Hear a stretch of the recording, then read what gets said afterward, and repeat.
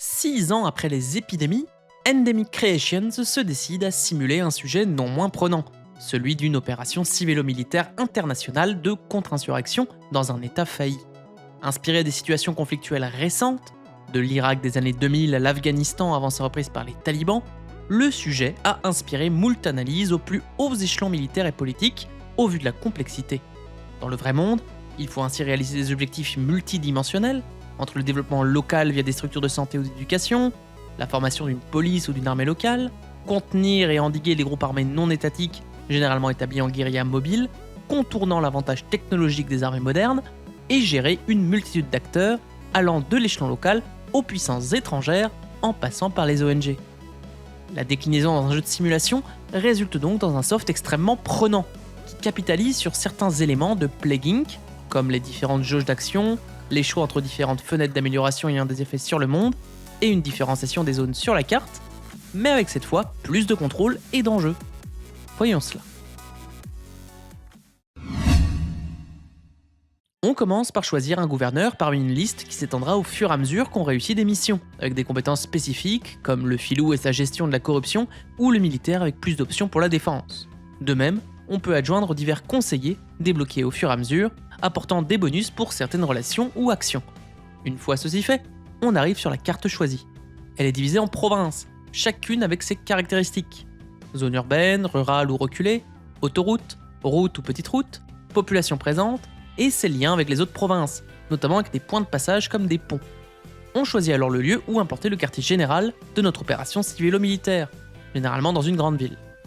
Régulièrement, on reçoit une somme d'argent émanant de l'aide internationale, qu'on peut dépenser dans différents volets. Le volet développement est sûrement le plus important, car il s'agit d'aider à reconstruire le pays. Vous lancez ainsi des projets d'éducation, d'installation sanitaire, d'infrastructures pour les différents types de zones et de routes, des projets d'aménagement urbain et j'en passe. À chaque fois que vous passez un projet, celui-ci est construit progressivement dans toutes les provinces non envahies, vous permettant d'obtenir le soutien d'une plus grande partie de la population. Si le développement est suffisant, et que la part de la population acquise à votre cause est supérieure à la population hostile ou neutre, vous gagnez alors la province à votre cause et vous améliorez la jauge de stabilité de votre opération, essentielle pour ne pas perdre votre mandat et donc la partie. Le corollaire est que chaque dépense augmente la corruption, car les fonds peuvent être mal répartis, ce qui peut faire baisser votre stabilité. Et chaque dépense augmente également l'inflation, qui devra redescendre au fur et à mesure. Le deuxième volet est celui de l'organisation de votre opération. Cela vous permet de baisser l'inflation, la corruption, de mieux communiquer, d'investir dans la politique internationale pour éviter qu'une puissance étrangère ne finance les rebelles, ou encore de faire appel à des ONG pour assister dans les opérations de développement. Certains éléments permettent également d'améliorer votre stabilité. Le dernier volet est lié aux opérations militaires qui vont constituer l'essentiel de vos actions. En effet, les rebelles finissent toujours par vous attaquer. À l'aide de bases secrètes cachées dans une des provinces, ils envahissent progressivement toutes les zones, détruisant le développement et baissant votre stabilité. Pour endiguer la menace, les repousser jusqu'à détruire leur base d'origine, il faudra donc utiliser le troisième volet, celui de la défense. Celui-ci permet de faire appel à des contingents internationaux, rapides à former, mobiles et puissants, mais qui n'ont qu'une durée d'engagement limitée, que vous pouvez augmenter au détriment de la stabilité de votre opération. Dans le même temps, vous pouvez mettre en place une armée locale qui mettra plus de temps à se former, qui sera peu mobile et puissante, et nécessitera d'investir dans certains éléments pour améliorer sa puissance de feu. Vous pouvez également investir dans des drones pour aller chercher les bases secrètes adverses, les bombardements avec le risque de faire des dégâts collatéraux qu'on peut mitiger avec une bonne campagne de communication, les bases de défense qui permettront de juguler l'avancée adverse une fois posée sur le terrain, ou encore le lien armée-nation avec des soldats capables d'aider à développer localement les provinces. Avec ces troupes, il faudra intervenir là où se trouvent les rebelles. En les mettant dans des provinces ennemies, vous pouvez leur adjoindre un soutien militaire avec d'autres unités ou garnisons dans des provinces adjacentes. Une fois vaincus, les rebelles ne disparaissent pourtant pas. Ils se redéploient dans une zone adjacente, sauf si aucune zone adjacente n'est libre, auquel cas la force est détruite. Lorsqu'on se bat en zone ouverte, il faut donc positionner vos troupes tactiquement pour repousser petit à petit les rebelles dans des endroits reculés afin de pouvoir les entourer facilement, ce qui est loin d'être évident lorsque vous avez peu de troupes et que les rebelles attaquent plusieurs provinces en même temps. Ce jeu du chat et de la souris est aussi frustrant que satisfaisant lorsqu'on arrive à repousser correctement les adversaires. De plus, avec le renseignement, si vous détruisez une base ennemie, vous affaiblirez le potentiel de recrutement de la guérilla. De même, avec le bon soutien politique, vous pourrez affaiblir le financement international.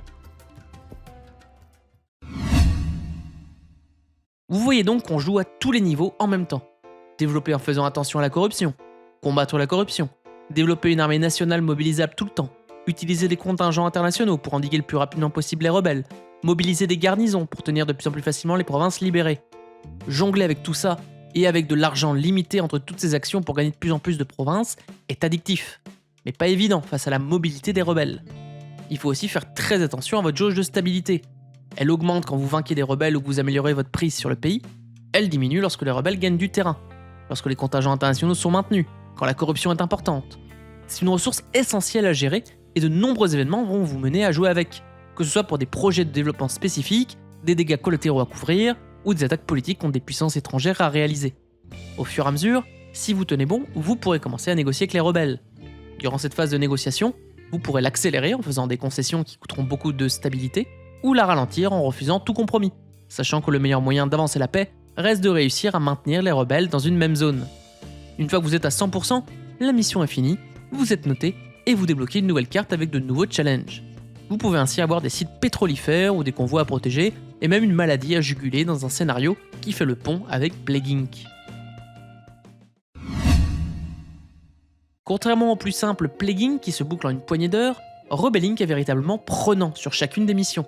On est constamment pris dans la tourmente temporelle d'arriver à gérer le soutien des provinces, de recruter suffisamment de troupes et de juguler les menaces militaires constantes des rebelles, avec des graphismes simples mais efficaces et une moralité aussi douteuse que celle de la réalité, nous faisant nous-mêmes réfléchir à la difficulté politique de ces situations. Endemic Creations montre ainsi sa maîtrise de la simulation. Je note donc ce jeu, gagner les cœurs et les esprits, sur Technoguerilla. Rebel Inc est une excellente simulation, prenante par son gameplay et ses nombreuses variables à traiter, sur des situations géopolitiques contemporaines complexes.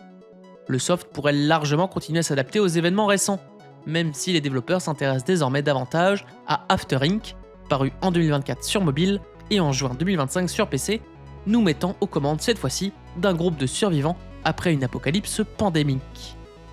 Des sujets toujours aussi joyeux.